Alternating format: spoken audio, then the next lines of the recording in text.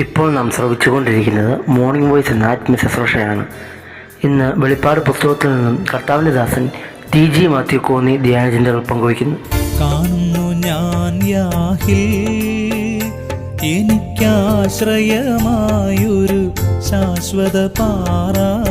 കാണുന്നു ഞാൻ യാഹിൽ എനിക്കാശ്രയമായൊരു ശാശ്വത പാറ. കാണുന്നു ഞാൻ യാഹിൽ.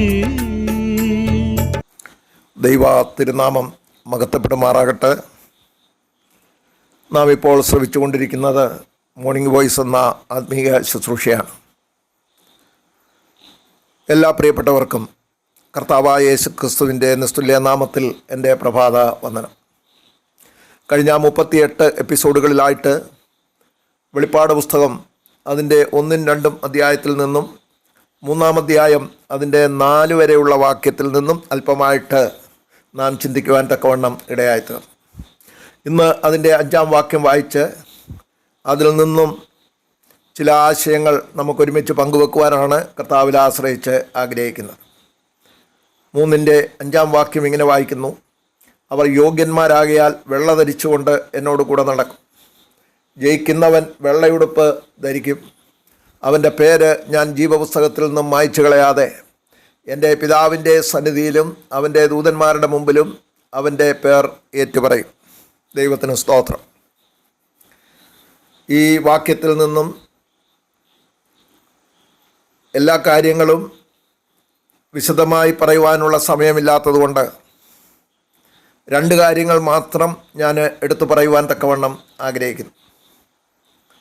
ഒന്നാമത് നാം വായിക്കുകയുണ്ടായി, അവർ യോഗ്യന്മാരാകയാൽ എന്ന്.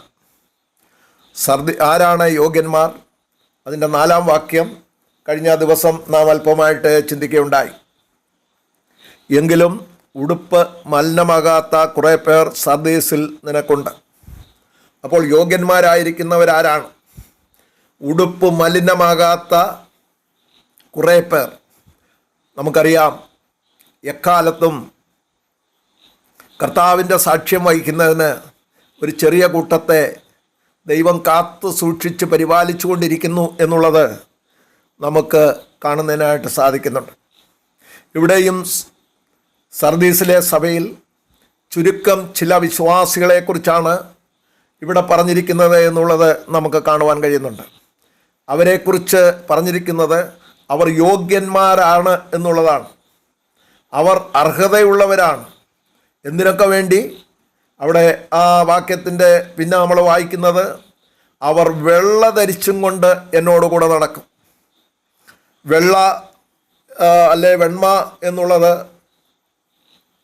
ദൈവവചനത്തിൽ അനേക പ്രാവശ്യം നമുക്ക് കാണുവാൻ കഴിയുന്നുണ്ട്. അത് ദൈവത്തിൻ്റെ നീതിയെയും വിശുദ്ധിയെയും വെളിപ്പെടുത്തുന്നതായ ഒരു പദപ്രയോഗമാണ് എന്ന് നമുക്ക് മനസ്സിലാക്കുന്നതിനായിട്ട് സാധിക്കുന്നുണ്ട്. തിരുവെഴുത്തിൽ ഉത്സവം, വിജയം, വിശുദ്ധി, സ്വർഗീയ അവസ്ഥ എന്നിവയെ വെണ്മ അല്ലെ വെണ്മ വസ്ത്രം എന്ന നിലയിൽ നമുക്ക് കാണുന്നതിനായിട്ട് സാധിക്കുന്നുണ്ട്. വിശുദ്ധ വചനത്തിൽ അനേക വാക്യങ്ങൾ അതിനോടുള്ള ബന്ധത്തിൽ നമുക്ക് കാണുവാൻ കഴിയുന്നുണ്ട്. ദാനിയേൽ പ്രവചനം 7:9 നമുക്ക് കാണുവാൻ കഴിയുന്നത് ദൈവത്തിൻ്റെ വസ്ത്രം ഹിമം പോലെ വെളുത്തത് എന്ന് നമുക്ക് കാണുവാൻ കഴിയുന്നുണ്ട്. നമുക്കറിയാം, കർത്താവായ യേശുക്രിസ്തു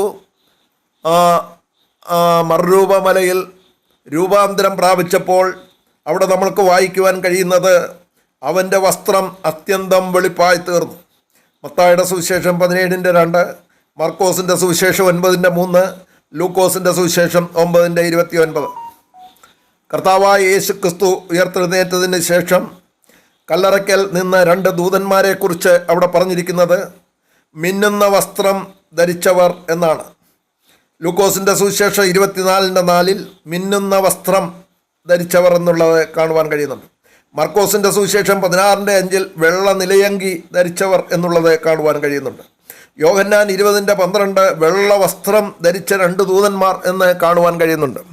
അപ്പോൾ വെണ്മ എന്നുള്ളത് സ്വർഗീയമായ അവസ്ഥയെ കാണിക്കുന്നു എന്നുള്ളത് നമുക്ക് കാണുവാൻ കഴിയുന്നുണ്ട്. അപ്പോൾ ദൈവത്തോടുള്ള ബന്ധത്തിൽ ആണ് വെണ്മ ഇവിടെ പറഞ്ഞിരിക്കുന്നത്. കർത്താവായ യേശു ക്രിസ്തു പറഞ്ഞ ഒരു വാക്ക് ശ്രദ്ധേയമാണ്. ഞാൻ വിശുദ്ധനാകയാൽ നിങ്ങളും വിശുദ്ധരായിരിപ്പീൻ എന്നുള്ളത്. വെളിപ്പാട് പുസ്തകം 4-ാം അധ്യായം 4-ാം വാക്യത്തിൽ 24 മൂപ്പന്മാർ വെള്ളയുടുപ്പ് ധരിച്ചിരിക്കുന്നു എന്നുള്ളത് നമുക്ക് കാണുവാൻ കഴിയുന്നുണ്ട്. വെളിപ്പാട് പുസ്തകം 6:11 രക്തസാക്ഷികൾക്ക് വെള്ള നിലയങ്കി കൊടുത്തു എന്ന് നമുക്ക് കാണുവാൻ കഴിയുന്നു. വെളിപ്പാട് പുസ്തകം 7:9 സകല ജാതികളിലും ഗോത്രങ്ങളിലും വംശങ്ങളിലും ഭാഷകളിലും നിന്നുള്ളവരായി ആർക്കും എണ്ണിക്കൂടാത്ത ഒരു മഹാപുരുഷാരം വെള്ള നിലയങ്കി ധരിച്ച് കയ്യിൽ കുരുത്തോലയുമായി സിംഹാസനത്തിനും കുഞ്ഞാടിനും മുമ്പാകെ നിൽക്കുന്നത് ഞാൻ കണ്ടു. അപ്പോൾ ഇത് വെണ്മ എന്നുള്ളത് സ്വർഗീയ അവസ്ഥയെയാണ് കാണിക്കുന്നത് എന്നുള്ളത് നമുക്ക് കാണുവാൻ കഴിയുന്നുണ്ട്. അതുകൊണ്ടാണ് പത്രോസിൻ്റെ ലേഖനത്തിൽ ലേവ്യ പുസ്തകത്തിൽ പറഞ്ഞിരിക്കുന്ന കാര്യം എടുത്ത് ഉദ്ധരിച്ചിരിക്കുന്നത്, ഞാൻ വിശുദ്ധനാകയാൽ നിങ്ങളും വിശുദ്ധരായിരിപ്പിൻ എന്നുള്ളത്.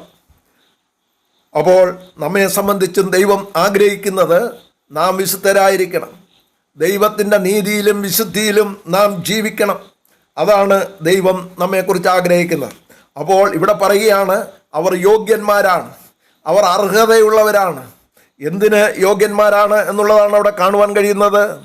അവർ വെള്ള ധരിച്ചുകൊണ്ട് എന്നോട് കൂടെ നടക്കും. അപ്പോൾ കർത്താവിനോട് കൂടെ നടക്കുന്ന അവസ്ഥയാണ് ഇത്. സ്വർഗീയ അവസ്ഥയാണ് കാണിക്കുന്നത്. നമുക്കറിയാം, ഈ ലോകത്തിൽ തന്നെ ഹാനോക്ക് ദൈവത്തോട് കൂടെ നടന്നു എന്നുള്ളത് നമുക്ക് കാണുവാൻ കഴിയുന്നുണ്ട്.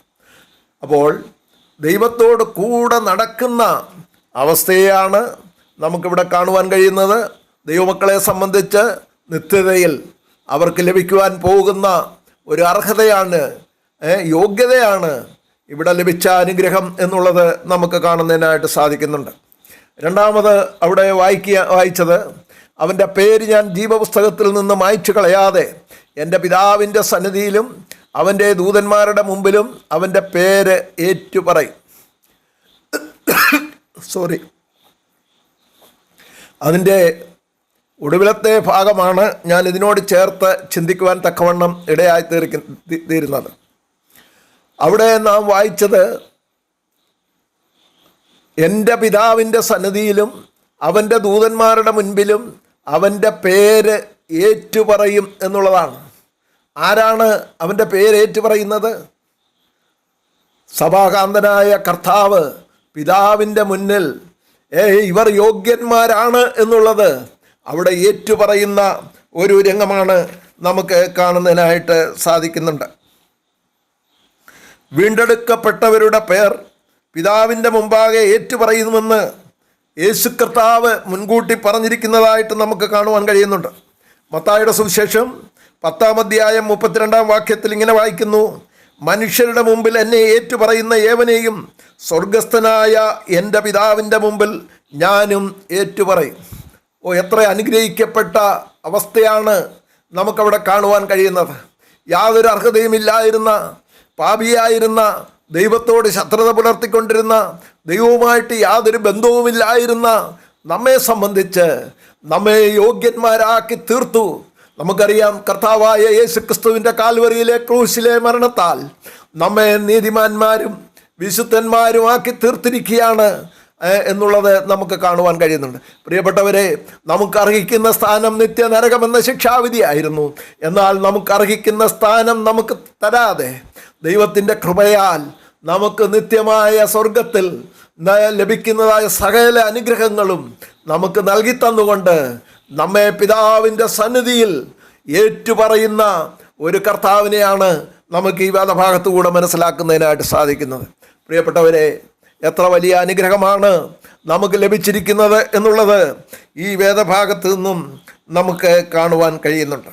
അപ്പോൾ ഉടുപ്പ് മലിനമാകാതെ വിശുദ്ധിയെ ധരിച്ചുകൊണ്ട് കർത്താവിൽ പ്രശംസിക്കപ്പെട്ടവരായി തീരുവാൻ നമ്മെയും കർത്താവ് വിളിക്കുകയാണ്. നമ്മെയും കർത്താവ് ഓരോ ദിവസവും നമ്മോട് സംസാരിച്ചു കൊണ്ടിരിക്കുകയാണ്. പ്രിയപ്പെട്ടവരെ, നമുക്കും അതിനിടയായി തീരണം. ഇത് സാധിക്കുമോ എന്ന് പലരും ചോദിക്കാറുണ്ട്. സാധിക്കാത്ത കാര്യമൊന്നും കർത്താവ് പറഞ്ഞിട്ടില്ല. എന്നാൽ നമുക്ക് നമ്മുടെ പരിമിതികളിൽ നിന്നുകൊണ്ട് നാം ചില കാര്യങ്ങൾക്ക് മാർക്കിട്ട് വെച്ചിരിക്കുകയാണ്. അതുകൊണ്ടാണ് ഈ പരാജയം നമ്മുടെ ജീവിതത്തിൽ ഉണ്ടാകുന്നത് എന്നുള്ളത് നമുക്ക് കാണുവാൻ കഴിയുന്നുണ്ട്. നാം ദൈവസന്നിധിയിൽ നമ്മെ തന്നെ താഴ്ത്തി ഫലമേൽപ്പിക്കേണ്ടത് ആവശ്യമാണ്. നാം പരിശുദ്ധാത്മാവിന് വിധേയപ്പെട്ട് ജീവിക്കേണ്ടത് ആവശ്യമാണ്. 1 പത്രോസ് 5:6 നാം ഇങ്ങനെ വായിക്കുന്നു, അവൻ തക്ക സമയത്ത് നിങ്ങളെ ഉയർത്തുവാൻ ദൈവത്തിൻ്റെ ബലമുള്ള കൈക്കീഴ് താണിരിപ്പീൻ എന്ന് നമുക്കവിടെ കാണുവാൻ കഴിയും. അപ്പോൾ നാം ദൈവസന്നിധിയിൽ താണിരിക്കണം. അതാണ് ദൈവം നമ്മളെക്കുറിച്ച് ആഗ്രഹിക്കുന്നത്. പ്രിയപ്പെട്ടവരെ, ദൈവം നമ്മെ സഹായിക്കട്ടെ. ദൈവനാമം മഹത്വപ്പെടുമാറാകട്ടെ. നമുക്കും യോഗ്യന്മാരായിട്ട് സ്വർഗത്തിൽ ലഭിക്കുന്ന സകല അനുഗ്രഹങ്ങൾക്കും ആ യോഗ്യതയുള്ളവരായിട്ട് തീരുവാൻ ദൈവം ഇടയാകട്ടെ എന്നുള്ള പ്രാർത്ഥനയോടുകൂടെ ഞാൻ എൻ്റെ വാക്കുകൾക്ക് വിരാമം കുറിക്കുന്നു. ദൈവനാമം മഹത്വപ്പെടുമാറാകട്ടെ. ആമേൻ. സുസ്ഥിരമാനസനേവനുമെന്യാഹിൽ ആശ്രയം വയ്ക്കുകിലനുദിനം നാഥൻ. സുസ്ഥിരമാനസനേവനുമെന്യാഹിൽ ആശ്രയം വയ്ക്കുകിലനുദിനം നാഥൻ. കാത്തിടുമവനെ നൽ സ്വസ്ഥതയോടെ, കാത്തിടുമവനെ നൽ സ്വസ്ഥതയോടെ.